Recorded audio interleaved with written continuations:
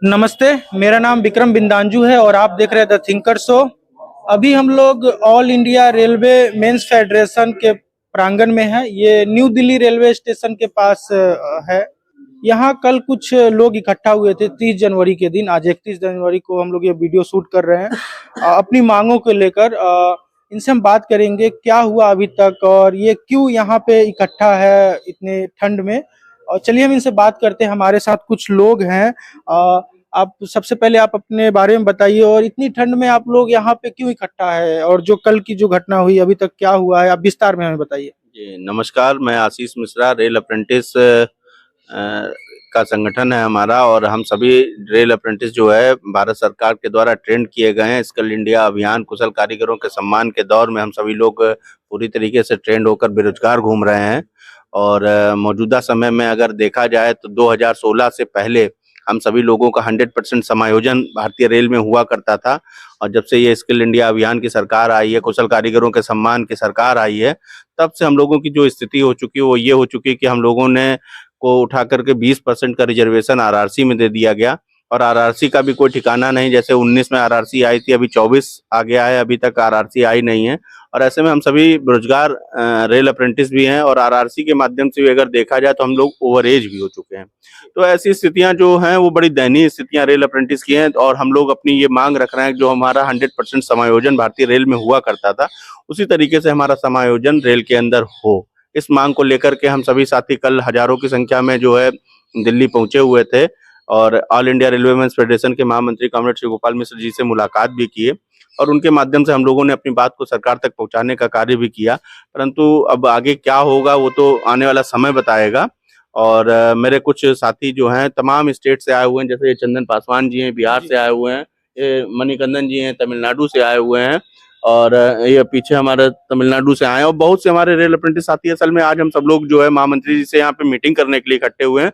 वैसे 17 जोन के सभी रेल अप्रेंटिस ने यहाँ पे आकर के अपने हक और अधिकार की लड़ाई में हिस्सा लिया है।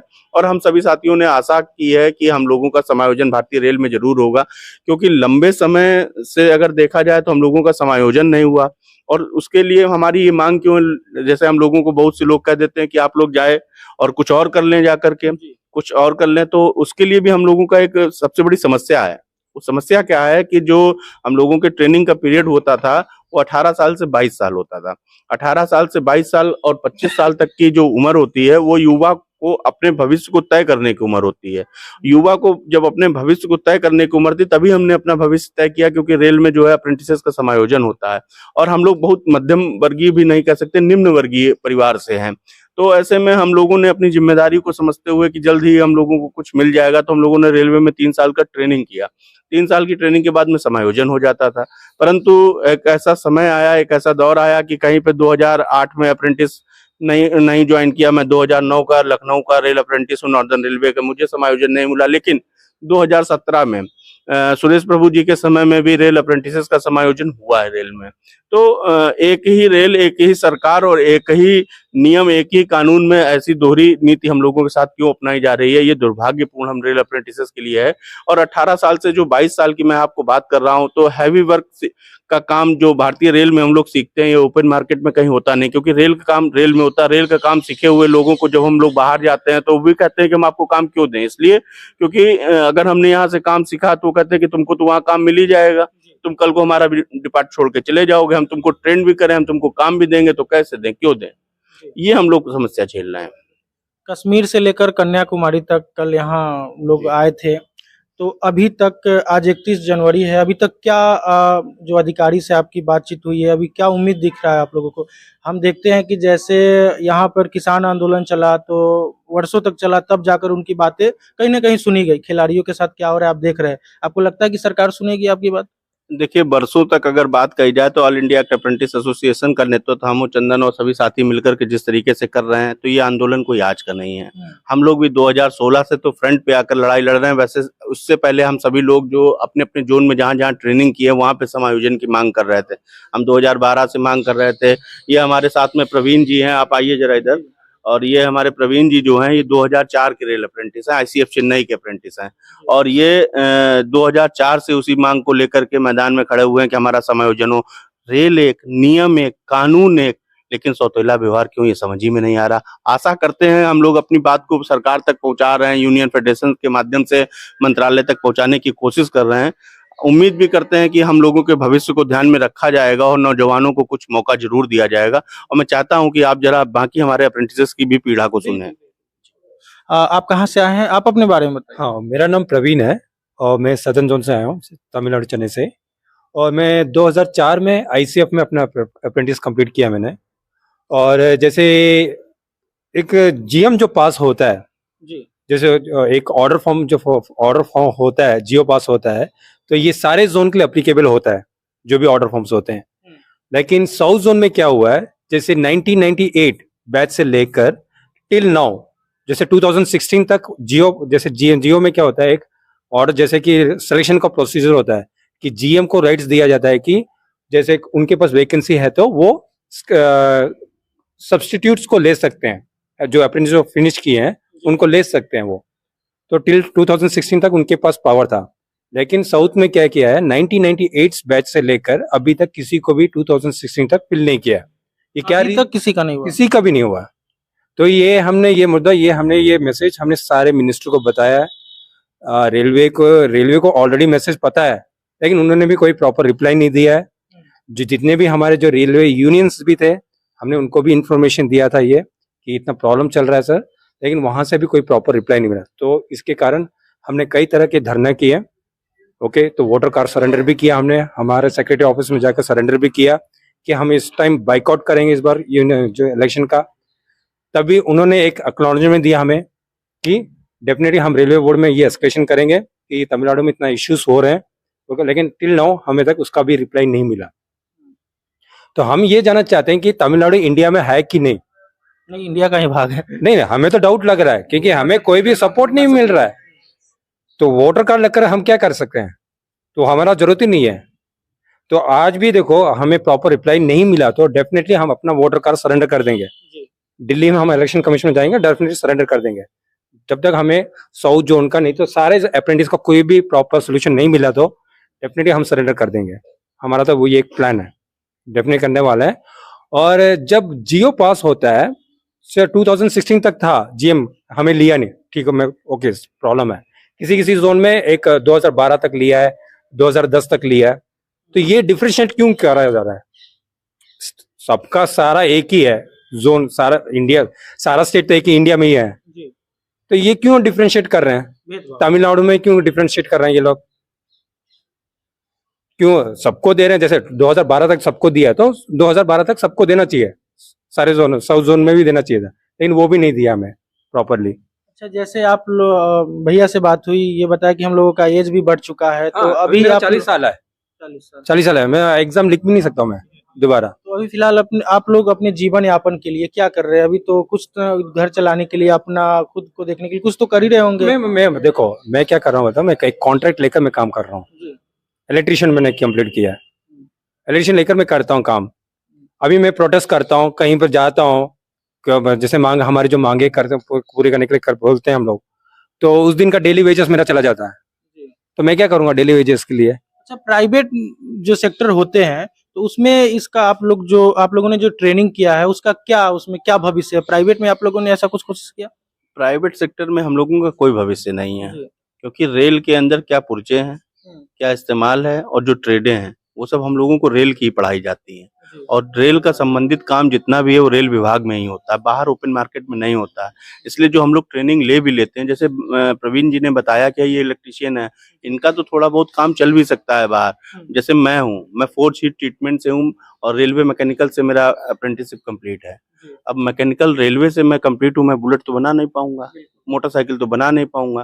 तो अब आप बताइए मैं रेल का कारखाना कहाँ से लाऊं? कोई ऑप्शन नहीं है। सरदार जी, आप कहाँ से हैं और आपको क्या समस्या आ गई, आप अपने बारे में बताइए। मेरा नाम परमजीत सिंह है। देखो, ये जो समस्या है ना, ये ऑल ओवर इंडिया की समस्या है। ये हमारा प्रवास संगठन है एक। देखो, हम यही बात करना चाहते हैं। देखो, पूर्व के जो भी रेल मंत्री रहे हैं, चाहे लालू प्रसाद यादव जी रहे हो, ममता बनर्जी रहे हो, लाल विलास पासवान जी है वो रहे हो, इन्होंने सबको हमको जीएम पावर के थ्रू एक नौकरी देने का कार्य किया है। ये सब हमारे भाई है। देखो, ये सब पुराने लड़के हैं, कोई 2004 का है, कोई 6 का है, कोई 1998 का भी लड़के हमारे सीनियर लड़के भी हैं। तो ये जो जब से ये भाजपा सरकार आई है, देखो भाजपा सरकार के साथ हमारी कोई दुश्मनी नहीं है, हमारा रोजगार का मुद्दा है। हमें कम से कम रोजगार मिलना चाहिए ना। ये रोजगार अगर हमको मिल जाता है तो हमारे हमारे हम कांग्रेस को नहीं जानते, हम बीजेपी को नहीं जानते, हमारी एक जात होती है, बेरोजगारी की जात किसी भी पार्टी को नहीं जानती। हम सरकार हमारे को रोजी रोटी देगी और उसी को ही हम वोट करेंगे। सरकार का तो काम ही होता है रोजी रोटी देना। हाँ बिल्कुल सही बात है। और गवर्नमेंट इन्होंने जैसे बात कर रहे थे जीएम पावर की, जीएम पावर पहले हमारी रहती थी 200-250 का बैच है, जैसे पास आउट किया उसके बाद तुरंत उनको ले लिया जाता था। तो लेने के बाद जब से ये भाजपा सरकार आई, हम वैसे एलिगेशन नहीं लगा रहे, हम तो अभी भी इनसे एक आर्ज करते हैं कि हमारा लास्ट टाइम में भी चाहे हमारी कोई गुड पॉलिसी के तहत कोई अच्छा काम कर दिया जाए तो हम इन्हीं के ही गुणगान गाएंगे। हमारे ऑल ओवर इंडिया में 50,000 प्लस लड़के हैं। अगर ये अच्छे तरीके से 1-1.5 महीना जो 2 महीना बचा हुआ है, कम से कम इसी महीने में अगर कुछ अच्छा काम कर दिया जाए तो हम मोदी जी से अच्छा कोई बंदा कोई नहीं है, फिर यही बोलेंगे और क्या है। 50,000 जो रेल अप्रेंटिस की काउंटिंग है, जब हम लोग यहाँ पे 2017 और 16 में धरना लगा रहे थे तो उस समय हमारी संख्या जो है वो 15,000 से 17,000 थी। स्किल इंडिया अभियान चलाया गया, कुशल कारीगरों के सम्मान की बात की गई, कुशल कारीगरों के नाम पे ज्यादा से ज्यादा लेबरों का काम करा लिया गया। लेबरों के काम कराने के लिए मैं इसलिए बोल रहा हूँ क्योंकि उस समय में हम लोगों को पहले जब रेलवे की हम लोग कैसे आते हैं ट्रेनिंग करने, कोई भी तो आके कर नहीं सकता है। हम लोगों का एंट्रेंस एग्जाम कराया, फिजिकल कराया। कितने स्टेज में ये एग्जाम होता है? कम से कम 8 स्टेज में होता है। 3 स्टेज में तो यूपीएससी क्लियर हो जाता है, आप लोगों का 8 स्टेज में। 8 स्टेज आप ये समझिए, हम लोगों को पहले एंट्रेंस कराया, एंट्रेंस कराने के बाद फिजिकल कराया, फिर मेडिकल कराया, मेडिकल कराने के बाद पुलिस वेरिफिकेशन कराया, फिर ज्वाइनिंग कराई। ज्वाइनिंग कराने के बाद में तिमाही और छमाही इम्तिहान होता है और इस तरीके से 3 साल का मैं नॉन टेक्निकल अप्रेंटिस हूँ, तो 3 साल तक मैंने तिमाही छमाही लगभग 8 एग्जाम दिए हैं। फिर 9 में बेरोजगार कर दिया और उसके बाद 9वां एग्जाम जो हमने दिया वो हमने एनसीबीटी सर्टिफिकेट पाने के लिए, कुशल कारीगर का सर्टिफिकेट पाने के लिए दिया और 10वें में बेरोजगार आरआरसी के द्वारा कर दिया गया। तो ये स्थितियां हैं और इसको बहुत बेहतर तरीके से चंदन भाई भी ब्रीफ कर सकते हैं। मैं उनको ही बात करूंगा। आप कहाँ से आए हैं और आपका क्या नाम है, विस्तार में बताइए और क्या समस्या आया कि हम लोग सारे छात्र ऑल इंडिया अप्रेंटिस एसोसिएशन के छात्र हैं। पहले हम ऑल इंडिया अप्रेंटिस एसोसिएशन की तरफ से ये टीटीएस जो आपका यूट्यूबर न्यूज चैनल है इस पर बहुत धन्यवाद देते हैं, क्योंकि जो लोकतंत्र में जिस तरीके से न्यूज चैनल को भी आप जान रहे हैं कि क्या स्थिति उनका कर दिया गया है कि उनको बेरोजगारी का मुद्दा दिखती नहीं है, उनको महंगाई का मुद्दा दिखती नहीं है, उनका ये नौजवानों का जो स्थिति है दर्दनाक है वो दिखती नहीं है। वही हम लोग सोचते हैं कभी कभी अगर आप जैसे लोग यूट्यूब चैनल बना करके नहीं अगर इस समाज के बीच में, इस पब्लिक के बीच में बात रखते हैं तो ये मुद्दा कहीं निकल करके भी इस जगह से जा भी नहीं पाता। इसके लिए हम लोग तो पहले आपको दिल से धन्यवाद देते हैं। देखिए, आपने सभी लोगों से सवाल किया और एक समस्या तो आपको बहुत अच्छा से समझ में आ गया होगा कि मामला बेरोजगारी का है। और बेरोजगारी किसी भी रूप में एक देश के युवाओं के लिए एक अभिशाप की तरह हो जाती है। वो घर से भी धुतकारे जाते हैं, समाज से भी धुतकारे जाते हैं और अपने जिंदगी में, अपने जीवन से भी धुतकारना उनको मजबूरी बन जाती है। तो सरकार को समझनी चाहिए ये जो हम न्यू भारत की बात करते हैं, न्यू भारत की जो स्क्रिप्ट लिखी जा रही है वो किनके कंधों पर देना चाहते हैं। वो क्या यंग इंडिया की बात करते हैं तो यंग इंडिया का जो नया जनरेशन है वो कैसे लोगों के कंधा पर देना चाहते हैं सरकार? क्या ये आप बताइए, जब नई भारत की बात कही जा रही है, इतने लोग बेरोजगार हैं, क्या नई भारत का नई दिशा इस तरीके से तय हो सकती है? बिल्कुल भी नहीं हो सकती है। क्या ये स्किल इंडिया जब अपने ही देश में एक रेल जो सबसे बड़ा संस्था है नियोक्ता का, उसी सेक्टर में सरकार का स्किल इंडिया बेरोजगार युवा दर दर ठोकरे खा रही है। क्या इस भारत में स्किल इंडिया सफल इस सरकार के रहते हुए हो सकती है? बिल्कुल भी नहीं हो सकती। अगर स्किल इंडिया सफल होता ये नौजवान आज रोड पर नहीं, वो प्रशिक्षण कर करके कुशल कारीगर प्रमाण पत्र पर कहीं न कहीं रेल में एक अच्छा रेल का सेवा कर रहा होता। अगर जब हमारे देश के माननीय प्रधानमंत्री जी कहते हैं कि हमारे देश में 65% युवा देश में आज हैं और देश के 65% युवाओं में माननीय प्रधानमंत्री जी से अपील करते हैं कि आप 45% भी, आप 35% भी आप बता दें कि ये कितने लोगों को नौकरी देने का कार्य किया, कितने भर्ती प्रक्रियाओं का देने का कार्य किया। जहां हमारे बिहार में अगर आज हम लोग भी अपेक्षित होते हैं कि काश हम लोग भी बीएड कर लेते हैं, एएनएम कर लेते हैं, तो आज हम अपने राज्य में नौकरी कर लेते हैं।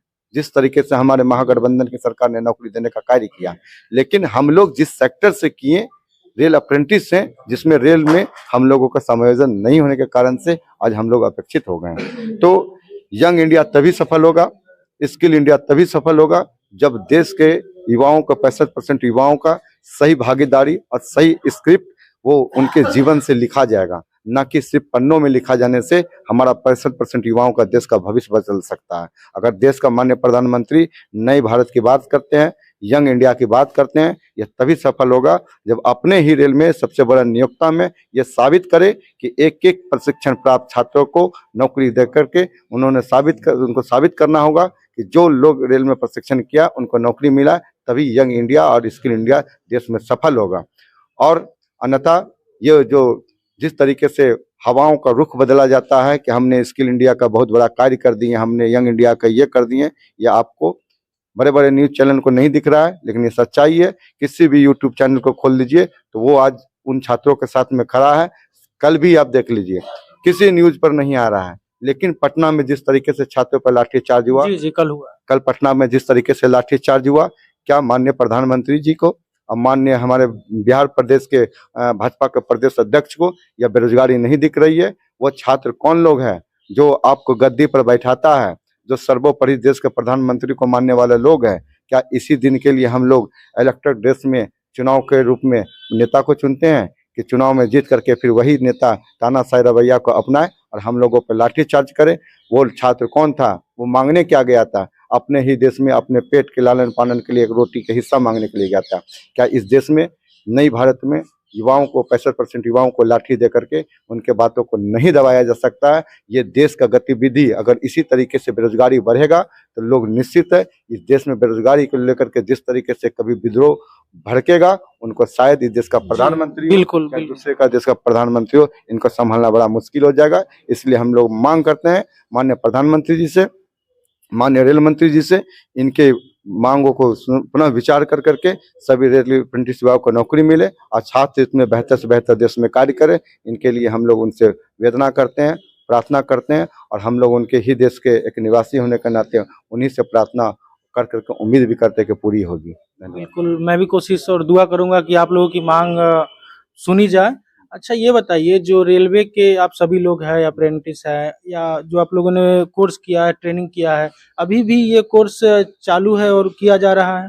बिल्कुल, और प्रत्येक वर्ष जहां पूर्व में जितने सरकार को कर्मचारियों की आवश्यकता होती थी 40-30 कहीं सीट निकलता था, आज इनको एक बिजनेस पॉलिसी से प्रशिक्षण कराया जा रहा है। और कम लागत में साल भर का आपका काम कराया जाएगा, उनके बाद आपका यूथ जनरेशन का जो ब्लड है उनको चूज कर करके काम निकाल करके रेल मुनाफा कमा करके उनको प्रशिक्षण के नाम पर इस्तेमाल करके रोड पर बेरोजगार को भटकने के लिए छोड़ दिया जाएगा। इसलिए हम लोग चाहते हैं कि प्रशिक्षण का सही रूप सही दिशा तय कर करके उनको रोजगार मिले, इसलिए प्रशिक्षण की नीति बननी चाहिए, ना कि प्रशिक्षण की नीति इसलिए बननी चाहिए कि इनके खून और पसीना से कुछ देश में मुनाफा कमा ले, अपने ही देश के युवाओं को रोड पर बेरोजगार ढकने के लिए छोड़ दिया जाए। आपने कोर्स किया, प्रशिक्षण लिया, फिर भी बेरोजगार है, अभी आप क्या कर रहे हैं कि आपका जीवन यापन चला? कुछ तो कुछ करते ही होंगे। देखिए, जीवन यापन करने के लिए ही तो हम लोगों ने एक अच्छे एजुकेशन के लिए एक अच्छे स्कूल में माँ बाप ने पढ़ाया। एक गरीब मिडिल परिवार के होने के नाते से हम लोग किसी तरीके से हाईएस्ट रमैया जैसे कॉलेज में 10 लाख का एजुकेशन नहीं कर पाने के कारण से हम लोगों ने समझा कि परिवार एक मिडिल परिवार है, कम से कम ITI कर लेंगे। ITI करने के बाद रेल अप्रेंटिस में हुआ, उनसे भी एक उज्जवल भविष्य से हम लोग बेहतर सोचे कि इससे हमारी बेहतर भविष्य हो सकता है। जो एजुकेशन जिस अपने आर्थिक के अनुसार जिस एजुकेशन पर हम लोगों ने अपना फोकस किया, उस एजुकेशन के कार्य, उस एजुकेशन के हिसाब से हम लोगों को रोजगार मिलना चाहिए था, लेकिन वहाँ पर रोजगार से वंचित किया गया। और हम लोग ITI किए, रेल अप्रेंटिस के, उनके बाद रेल में हम लोग प्रशिक्षण के दौरान हम लोग एक भविष्य को संवार सकते हैं, लेकिन उससे नहीं काम कर करके आज मजबूरन हमें घर चलाने के लिए एक ऐसा कार्य करना पड़ता है जिसकी जानकारी नहीं है। उस सेक्टर में भी हम लोग से एक अनुभव कमी होने के कारण से घटना घट सकता है, जैसे गाड़ी चला रहे हैं, कुछ भी कर रहे हैं, तो कई अप्रेंटिस ऐसे हैं अपना कोई भी कार्य करने, प्रशिक्षण किस चीज के क्या उससे नहीं करके कोई और कार्य करेगा, तो उसकी जानकारी अभाव के कारण कोई भी घटना भी घट रहा है कई लोगों के साथ में। अच्छा, रेलवे से संबंधित आप सभी लोगों ने कोर्स किया है। अभी बिहार में जैसा कि आप बता रहे थे कि लाठी चार्ज चला, वैकेंसी आया है, शायद उससे संबंधित वो लोग प्रदर्शन कर रहे थे। आप लोगों का क्लियर नहीं हुआ। जब भी हम रेलवे को देखते हैं तो कहीं ना कहीं जब वैकेंसी आती है तो किसी न किसी स्टेज में फंस ही जाता है। मतलब ये कम ही देखने को मिलता है कि अच्छे रूप से कोई वैकेंसी को फाइनल होता है। कभी पेपर लीक हो जाते हैं तो कभी कुछ हो जाते हैं। तो कल आया है वैकेंसी के कारण लाठीचार्ज चला है, तो इसको किस रूप में देखते हैं आप लोग, क्या है? सबसे पहले आप ये देखिए कि वैकेंसी कितना आया है, 5,000। कितने साल इंतजार करने के बाद? 5 साल। और अगर हम 5 साल का हिसाब जोड़ें तो ग्राम प्रधान से लेकर के और प्रधानमंत्री तक हम जाने कितने हजार नेताओं को उनकी जिम्मेदारी देते हैं, हम वही वोटर हैं। और सबको अपनी अपनी जिम्मेदारी देने के बाद आज हम अपनी जिम्मेदारी नहीं उठा पा रहे हैं, हम अपना हक और अधिकार, अपना रोजगार नहीं पा रहे हैं। 5,000 वैकेंसी चुनाव के समय में दे करके हम लोगों को, नौजवानों को ठगने का काम किया जा रहा है, और ये दुर्भाग्य की बात हम नौजवानों के लिए। नौजवान तो हमेशा इसी लाठीचार्ज में रहते ही हैं। ये जो लाठीचार्ज है ये नौजवानों की प्रक्रिया, भर्ती प्रक्रिया में एक हिस्सा बन चुका है इस समय। सच्चाई ये है कि पहले आप फिजिकल कराओ, मेडिकल कराओ, एट लास्ट जब आपका ज्वाइनिंग लेटर भी आना हो तो उससे पहले आप लाठीचार्ज कराओ। इलाहाबाद में भी देखने को मिला। ये हम लोगों की लाठीचार्ज जो है भर्ती प्रक्रिया का एक हिस्सा हो चुका है। धरना, आंदोलन, लाठीचार्ज और कोर्ट केस भी कहीं कहीं पे ऐसी स्थितियां आ जाती हैं कि न जाने भर्ती प्रक्रिया में कितनी प्रक्रियाएं एक्स्ट्रा घुस गई हैं, लेकिन रोजगार नहीं। बस वैकेंसी के नाम पे यही सब हो रहा है। आप कहाँ से हैं? क्या नाम है आपका? I am from Tamil Nadu. My name is Stili Babu. I will speak in Tamil. Okay. தென்னக ரயில்வே துறையில பயிற்சி முடித்த அப்ரண்டிஸ் மாணவர்கள், ICFல பயிற்சி முடித்த அப்ரண்டிஸ் மாணவர்கள் இங்க பணி நியமனத்துக்காண்டி பலமுறை போராட்டங்கள், ஆர்ப்பாட்டங்கள், பலமுறை பலகட்ட தமிழ்நாடு முழுக்க இல்ல அனைத்து அமைப்புகளும் சார்ந்து எந்த ஒரு கட்சி நிர்வாகிகள் எல்லா அமைப்புகளும் எங்களுக்கு துணை நின்னும் நாங்க யாருக்குமே எங்களுடைய கொள்கையை விட்டு கொடுக்காம தனிப்பட்ட முறையில பயிற்சி முடித்த அப்ரண்டிஸ் மாணவர்களாக நாங்க பலகட்ட போராட்டங்களை முன் வச்சிருக்கிறோம். இதற்கான தீர்வு இது வரைக்கும் கிடைக்கல. தமிழகத்துல மட்டும் தொடர்ந்து 11 மாதங்களாக பலகட்ட போராட்டங்களை முன் வச்ச காரணத்தினால் கடைசியா டெல்லியில இங்க நாங்க எங்களுடைய கோரிக்கை முன் வச்சு இங்க வந்திருக்கிறோம். இந்த கோரிக்கையை முன் வச்ச காரணத்தினால இது வரைக்கும் எங்களுடைய கோரிக்கையை கேட்டிருக்கிறாங்களே தவிர அதுக்கான முடிவு இது வரைக்கும் எட்டப்படலை. இதற்கான தீர்வு எட்டப்படணும். அதுக்காண்டி சிவகோபால் மிஸ்ரா சாரை இங்க பார்த்துருக்குறோம். அவர் எங்களோட கோரிக்கையை கேட்டுக்கிறாங்க. அதுக்கான தகவல் நான் சொல்றேன்ற ஒரு 15 நாள் வெயிட் பண்ணுங்க சொல்லியிருக்கிறாங்க. அதன் பிறகு அதுக்கான தகவல் நாங்கள் மிக விரைவில் கண்டிப்பா பயிற்சி முடித்த பாதிக்கப்பட்ட அப்ரெண்டிஸ் மாணவர்கள் சார்பாக மிக விரைவாக நாங்கள் தெரிவிச்சிருக்கோம். அதே மாதிரி எங்களுக்கான கோட்டா கொடுத்துருக்குறாங்க. 20% கோட்டா 2016க்கு பிறகு புதுசாக ஒரு அமல் கொண்டு வராங்க ஒரு திட்டத்தை. அந்த திட்டத்தை பயிற்சி முடித்த அப்ரெண்டிஸ் மாணவர்களுக்கு முழுமையாக கொடுக்கணும். அதுக்காண்டி அந்த கோரிக்கையை முன் வச்சிருக்கிறோம். இது இல்லாமல் ஓல்டு GM பவர் தமிழகத்தில் பார்த்தீங்கன்னா 1998க்கு பிறகு இன்று வரைக்கும் பணி நியமனம் வழங்கலை. மற்ற மாநிலங்களில் பார்த்தீங்கன்னா 2016 வரைக்கும் கொடுத்துருக்குறாங்க. ஒரு சில மாநிலங்களில் பார்த்தீங்கன்னா 2014 கொடுத்துருக்காங்க, 15 கொடுத்துருக்காங்க. எங்களோட கோரிக்கை இந்தியா முழுக்க ஒரே சட்டம் தான் இருக்கு. தென்னக ரயில்வே துறை பயிற்சி முடித்த அப்ரெண்டிஸ் மாணவர்களுக்கும் அதன் அடிப்படையில் முழுமையாக பணி நியமனம் வழங்கணும். அது எங்களோட கோரிக்கையாக நாங்கள் இங்கே முன் வச்சிருக்கிறோம். 20% கோட்டா பயிற்சி முடித்த அப்ரெண்டிஸ் மாணவர்களுக்கு கொடுத்துருக்குறாங்க. அது முழுமையாக CCAக்கே கொடுக்கணும். இது எங்களுடைய தாழ்மையான வேண்டுகோளை ரயில்வே நிர்வாகத்துக்கு நாங்கள் முன்வைக்கிறோம். சிவகோபால் மிஸ்ரா சார்கிட்டையும் அதை தான் நாங்கள் முன் வச்சிருக்கிறோம். எங்களுக்கான பணி நியமனம் மிக விரைவில் கிடைக்கணும். அது ஒட்டுமொத்த பாதிக்கப்பட்ட அப்ரெண்டிஸ் மாணவர்கள் சார்பாக இங்கே நாங்கள் முன் வந்திருக்கிறோம். 200க்கும் மேற்பட்ட அப்ரெண்டிஸ் மாணவர்கள் தமிழகத்தில் இருந்து இங்கே டெல்லியை நோக்கி வந்திருக்கிறோம். இதற்கான தீர்வு மிக விரைவில் எட்டப்பட வேண்டும் தாழ்மையாக கேட்டுக்கிறேன். बहुत बहुत धन्यवाद। और सभी भाषाओं का सम्मान करते हुए पर्सनली माफ करिएगा हमें कि मैं तमिल नहीं समझ पाता हूँ। अगर आप इनकी बातों को समझ पाए या कोई भी और व्यक्ति, तो आप इनके भाषा को हिंदी में या इंग्लिश में आप बता हाँ, पाए। मैं बताता हूँ आपको। देखो, ये सब हमारे साथ ही है, हमारे सदर्न जोन अप्रेंटिस ही है। इसलिए इन्होंने क्या कहा उस बात को हाँ, आप मैं बताता हूँ। जैसे आप जानते हैं कि 1998 बैच से लेकर 2016 तक, जब तक जीएम पावर था, तब कोई भी अप्रेंटिस को नहीं लिया गया है। ओके, जब जीएम के पास हाथ में पावर है होते हुए नहीं लिया गया है, ये क्या रीजन है, ये अभी तक हमें पता नहीं चला है। ओके, सेकंड, अभी एक 2016 के बाद एक पॉलिसी, रेलवे बोर्ड ने एक पॉलिसी लॉन्च की है, तो ये है 20% कोटा का। सो 20% कोटा मीन जैसे कि एक्स सर्विसमैन का एक कोटा होता है, तो एक्स सर्विसमैन कोटा क्या होता है, जैसे एक्स सर्विसमैन को ही लेना पड़ता है, इसके अलावा वो जो खाली पेज होता है वो किसी को देते नहीं है। सेम उसी की तरह जैसे CCA course complete act apprentice का जो 20% का जो कोटा है, वो कोर्स ओनली सीसीए को देना चाहिए, ओपन मार्केट को नहीं जाना चाहिए। वो जैसे एक्स सर्विसमैन को कोटा दे रहे हैं, ऐसे सेम हमें देना चाहिए सीसीए के कैटेगरी का।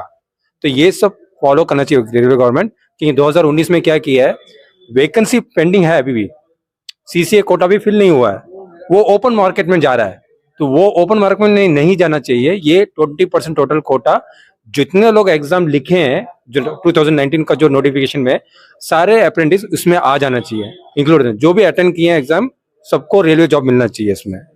तो ये करने से क्या होगा, आधे बच्चे लोग तो क्लियर हो जाएंगे इसमें। और जैसे 2016 तक जब जीएम पावर था, तो उसमें प्रॉपर सोल्यूशन नहीं मिला है, अप्रेंटिस को नहीं लिया गया जीएम पावर के थ्रू से। तो वो 2016 का जो पॉलिसी है, जो सेफ्टी कैटेगरी का जो अंदर आना चाहिए था, उसको एक वन टाइम सेटलमेंट की तरह एक पॉलिसी लेकर आकर उसमें सीसीए को एंटर करना चाहिए। तो ऐसा एक पॉलिसी बने तो डेफिनेटली ये यूजफुल रहेगा। तो हमारा एक ही डिमांड है, one time settlement. One point settlement में क्या होना चाहिए, सारे सीसीए अपडेट हो जाना चाहिए। उसके बाद जो नए बच्चे लोग आ रहे हैं उनके लिए नया पॉलिसी, जो जीएम रेलवे बोर्ड जो भी पॉलिसी लेकर आ रहे हैं, हाँ, तो वो एक सपोर्ट रहेगा स्किल इंडिया स्कीम के लिए। ये भाई साहब तमिलनाडु से थे, इन्होंने जो अपनी बात कही, उन्हीं बातों को हिंदी में ट्रांसलेट करते हुए एक भैया ने हमें बताया। आप कहाँ से हैं? Tamil Nadu Tamil Nadu You are from Tamil Nadu. Tamil Nadu What's your name and what's your problem? சொல்றேன் தமிழ்ல பேசு. You can speak in Tamil. Yeah, also in Hindi, English. என் பேர் மோத்திலால். தமிழ்நாடு சதன் ரயில்வேல அப்ரண்டிஸ் பண்ணேன் 2008. இது வரலையும் சீனியாரிட்டி லிஸ்ட் போட்டு வேலைக்கு ஆள் எடுக்கல. அதேமாரி ஐசிஎஃப் 1998 சீனியாரிட்டி லிஸ்ட் போட்டு அவங்களையும் இது வரலையும் எடுக்கல. 2019 வந்து ஆர்ஆர்சியில் வந்து 20% கோட்டா சிசிஏக்கு ஒதுக்குனாங்க. அவங்களையும் இது வரலையும் அந்த முழுமையாக நிரப்பல. அந்த சிசிஏ கோட்டாவில் வந்து 20% சிசிஏவுக்கே ஒதுக்கல ஃபுல்லாகவே. அதில் ஒதுக்குனது பார்த்தா இன்னும் ஒரு 2000 வேகன்சி இருக்கு, அதுலேயும் ஃபில் பண்ணும். ப்ளஸ் ஒன் டைம் செட்டில்மெண்ட் 1998 2016 உள்ளேயும் உள்ள அப்ரண்டிஸ்ங்களுக்கு வேலை எடுக்கணும். இதுவே என் கோரிக்கை. Where are you from and what's your name? Tamil Nadu. என்னுடைய பேர் வந்து தெய்வ சிகாமணி.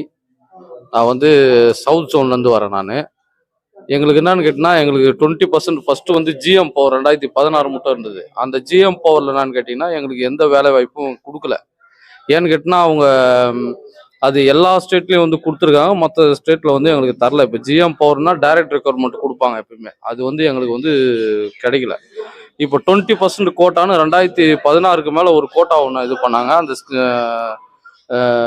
20% கோட்டான்ட்டு. அந்த கோட்டாவில் என்ன கேட்டால், முழுமையாக எங்களுக்கு இப்போ ரிசர்வேஷன் கோட்டான்றது வந்து எங்களுக்கு மட்டும்தான் வரணும், சிசிஐக்கு மட்டும்தான் வரணும், மற்ற யாருக்கும் வரக்கூடாது. அது இதெல்லாம் கேட்டால் ஒரு 18,000 பேர் தான் நம்ம வந்து அப்ளை பண்ணது. 20,000 வேக்கண்ட்டுக்கு 20,000 வேக்கண்ட்டுக்கு 18,000 அப்ளை பண்ணது.